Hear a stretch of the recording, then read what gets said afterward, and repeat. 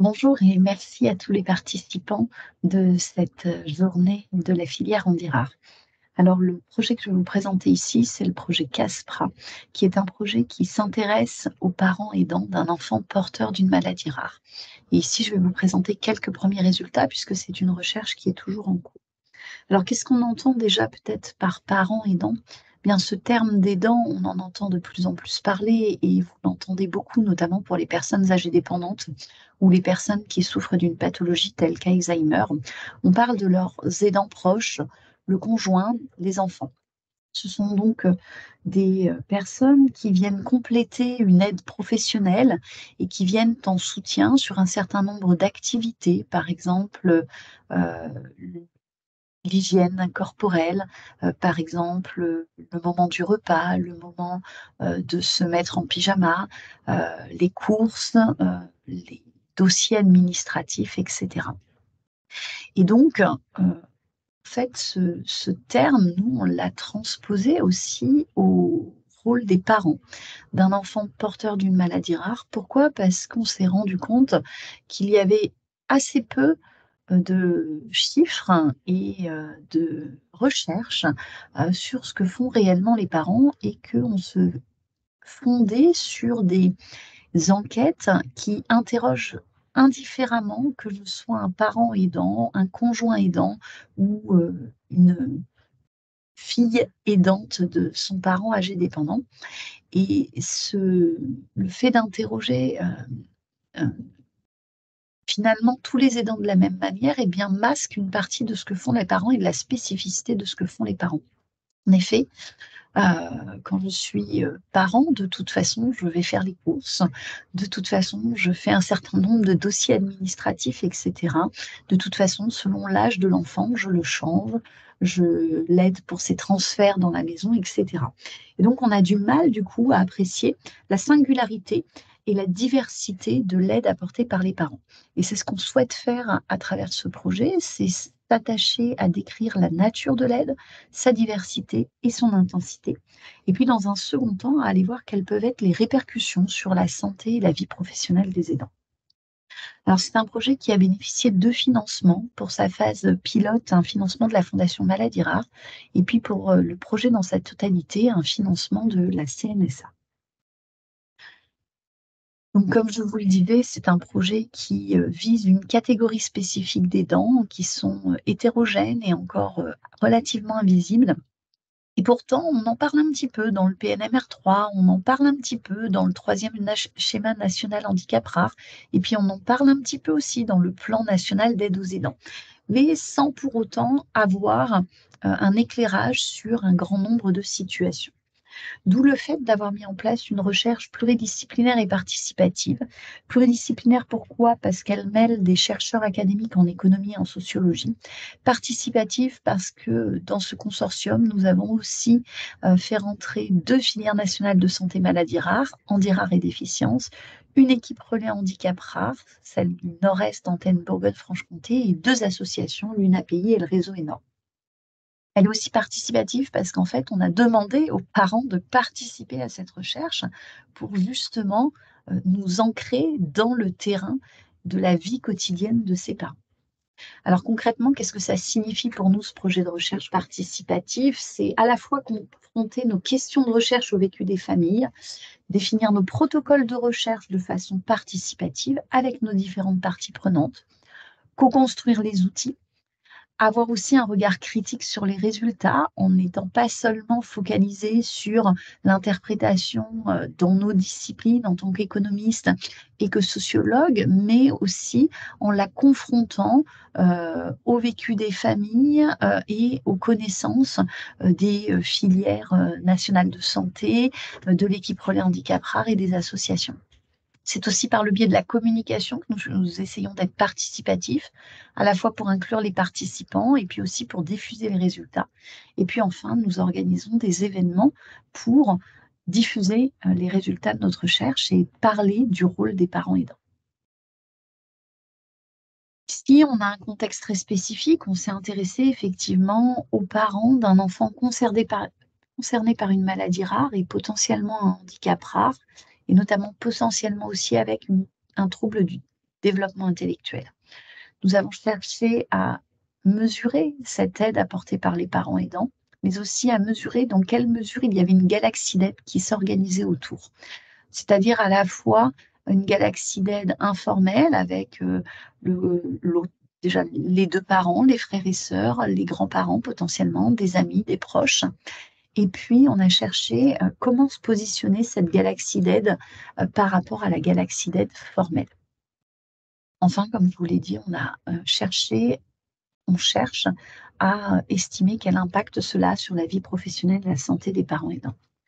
Pour cela, nous avons mené, une, étude en 3 phases.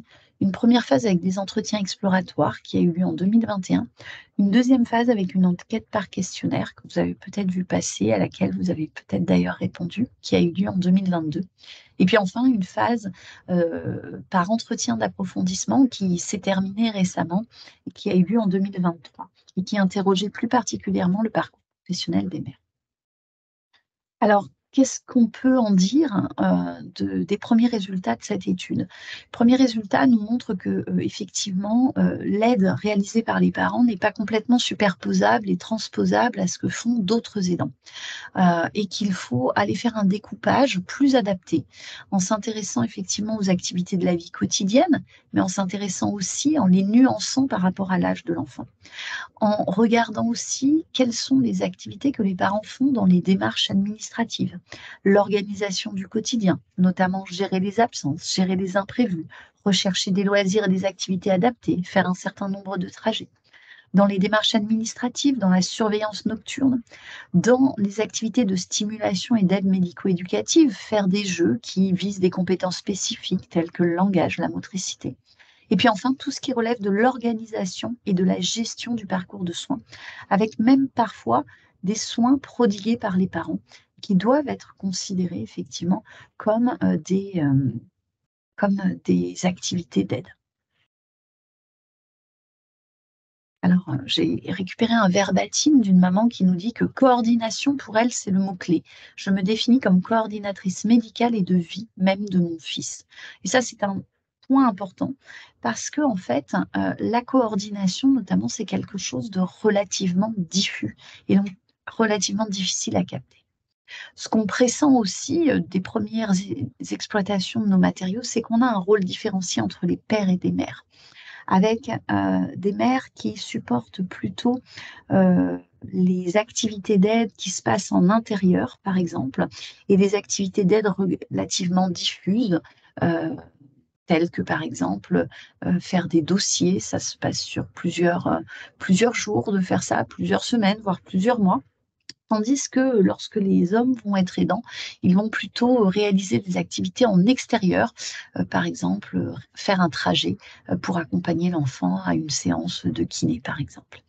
Dans la galaxie d'aide, on semble pour le moment mettre en évidence principalement le rôle des grands-mères maternelles comme soutien au rôle d'aidant des mamans.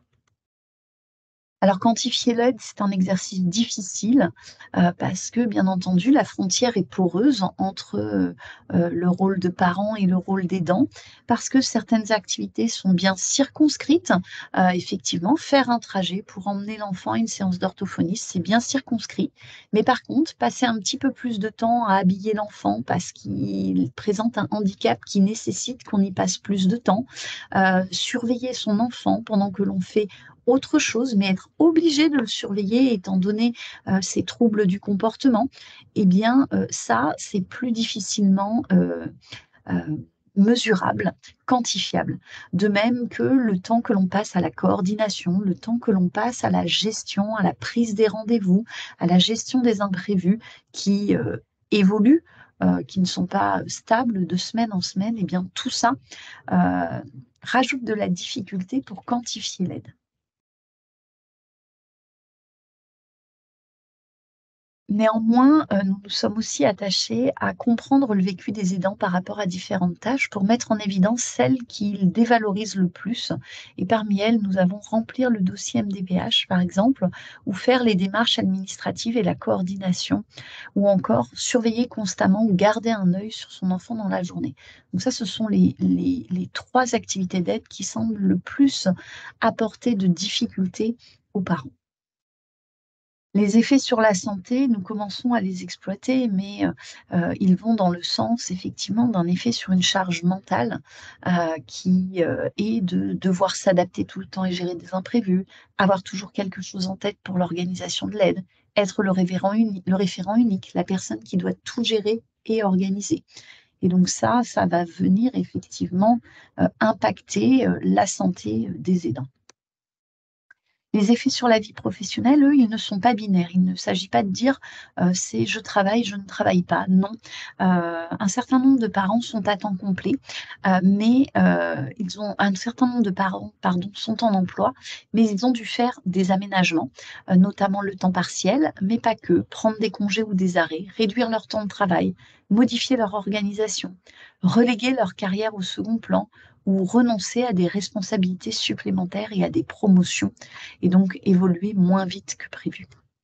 Alors, dans la troisième partie, la partie qualitative, nous avons précisément interrogé le parcours professionnel des mères au travers de 19 entretiens qui ont concerné des mères avec des situations de vie relativement hétérogènes. Et en fait, ce qu'il semble émerger, c'est qu'on a un renforcement des rôles traditionnels en matière de genre, avec effectivement, des mères qui impactent beaucoup plus que les pères leur trajectoire professionnelle. Cet impact, cette employeureté des mères, il passe effectivement par tout ce que je vous ai dit auparavant, réduire son temps de travail, hem dégrader ses conditions de travail notamment. Alors on entend par là, devoir, travailler plus le soir ou, le week-end pour rattraper le retard qu'on a pris dans la semaine, par exemple quand on a dû gérer un imprévu de taxi. C'est aussi des projets de reconversion vers des métiers qui ont du sens, mais qui risquent de précariser les mères, puisque ce sont des métiers souvent moins rémunérateurs et moins stables. Bien sûr, ces effets sur la vie professionnelle des mères, ils dépendent des situations de handicap et notamment de la stabilité de la prise en charge de l'enfant, mais ils dépendent aussi des catégories socio-professionnelles. Notamment, le statut de fonctionnaire serait plus protecteur que d'autres statuts ou le statut de salarié dans le privé. Ce qu'on entrevoit des premiers éléments, d'exploitation de cette phase, c'est qu'on a une précarisation multiforme puisque à la fois il y a une perte de salaire directe, mais à venir, il y aura aussi des effets sur la retraite, la probabilité de retrouver un emploi et parfois même, bien entendu, cette précarisation s'accompagne de reconversion empêchée ou de séparation conjugale empêchée. Ce qui nous semble intéressant, c'est qu'a priori, le niveau de diplôme, d'emploi ou de rémunération ne protège pas de ces situations d'employeureté et de cette précarisation, des trajectoires professionnelles pour les femmes. Voilà. Au-delà de la recherche, nous avons, réalisé des workshops, pour échanger, avec d'autres, chercheurs en SHS, sur les recherches en cours sur les aidants informels. Puis nous avons organisé des événements grand public, un ciné-débat notamment, sur, les parents aidants, un ciné-débat sur l'inclusion dans le sport, une exposition photo et puis, nous tenons un blog avec quelques infographies. De nouvelles vont arriver d'ici peu et vous pouvez vous connecter en scannant le QR code. Voilà, je tiens à vous remercier, pour votre attention et si vous avez des questions, n'hésitez pas à me contacter, je me ferai un plaisir de vous répondre. Merci à tous, bonne fin de journée.